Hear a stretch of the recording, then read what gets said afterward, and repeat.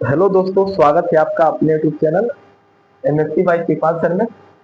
आज हम लोग क्लास 10th का एक इम्पोर्टेंट क्वेश्चन के बारे में अध्ययन करेंगे। क्वेश्चन है कि एक ओम प्रतिरोध की परिभाषा। क्वेश्चन क्या है? एक ओम प्रतिरोध की परिभाषा के बारे में हम लोग जानेंगे। एक ओम प्रतिरोध क्या होता है? यदि किसी चालक तार के सिरों के मध्य एक वोल्ट विभवांतर के कारण उत्पन्न विद्युत धारा 1 एम्पियर हो, तो चालक के तार का प्रतिरोध क्या होगा? 1 ओम होगा। यानी जो चालक तार होगा, यदि उसमें 1 ओम 1 विभवांतर उत्पन्न हो रहा हो, एम्पियर विद्युत धारा उत्पन्न हो रहा, तो तार में जो रुकावट आएगी 1 एम्पियर होगा। जैसे देखते हैं, ओम का हमारा नियम होता है V बराबर आई आर। हमें आर की आवश्यकता है क्योंकि प्रतिरोध हमें पता करना है।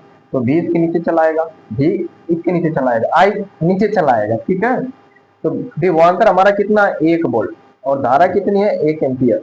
ठीक है, तो 1 से 1 कैंसिल हो जाएगा, तो बचेगा क्या? 1 वोल्ट अपन एम्पियर, वोल्ट अपन एम्पियर। इसी को हम क्या बोलते हैं? 1 ओम। यानी कि प्रतिरोध हमारा कितना आ जाएगा? 1 ओम। ठीक है, अब इसी ओम के नियम पर एक इंपॉर्टेंट क्वेश्चन आता है। क्वेश्चन क्या आता है? यदि किसी चालक तार के प्रतिरोध को दुगुना किया जाए तो उसमें उत्पन्न विद्युत धारा पर क्या प्रभाव पड़ेगा? यानी किसी चालक तार के प्रतिरोध को दुगुना करना होता है, तो उसके प्रतिरोध पर क्या प्रभाव पड़ता है? ये क्वेश्चन है, क्वेश्चन का जवाब हम देखते हैं। तो मानेंगे हम, पहले मानेंगे क्या? माना चालक तार का प्रतिरोध क्या है? R1 तथा विद्युत धारा I1। तब ओम के नियम से क्या हो जाएगा? V बराबर I1 R1, क्योंकि V विभवांतर पर कोई प्रभाव नहीं पड़ रहा है। ठीक है, इसलिए धारा बदलेगी और प्रतिरोध बदल रहा है, इसलिए क्या माने? 1 माने। तो I1 और R1 एक समीकरण नंबर हमारा 1 हो जाएगा। अब जब प्रतिरोध दोगुना हो रहा है, प्रतिरोध दोगुना हो रहा है, तब विद्युत धारा क्या हो जाएगी? I2 हो जाएगी, और प्रतिरोध क्या हो जाएगा? R2। R2 हमारा प्रतिरोध क्या हो रहा है? दुगुना हो रहा है, इसीलिए क्या करेंगे? R1 का दुगुना कर देंगे। उसके बाद V बराबर IR होता है, प्रतिरोध हमारा दुगुना हो रहा है, इसीलिए I2, और सॉरी धारा दुगुना हो रही है इसीलिए I2, और प्रतिरोध दुगुना हो रहा है इसीलिए R2। और हमने माना है R2 की जगह क्या हो जाएगा? 2R1। यहाँ पर हम R2 की जगह क्या रखेंगे? 2R1। ठीक है, और ये हमारा क्या हो जाएगा? समीकरण नंबर 2। अब समीकरण 1 और समीकरण 2 की तुलना जब हम करेंगे तो LHS हमारा कैंसिल हो जाएगा और RHS आपस में बराबर हो जाएंगे। ठीक है, यहाँ R1 से R1 कैंसिल हो जाएगा, हमारा I1 जो होगा 2I2 के बराबर हो जाएगा।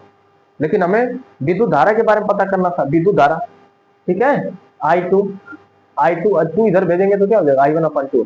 इससे क्या पता चलता है? हमें पता चलता है कि यदि हम प्रतिरोध को दुगुना करेंगे तो हमारी विद्युत धारा क्या हो जाएगी? आधी हो जाएगी। क्या हो जाएगी? आधी हो जाएगी।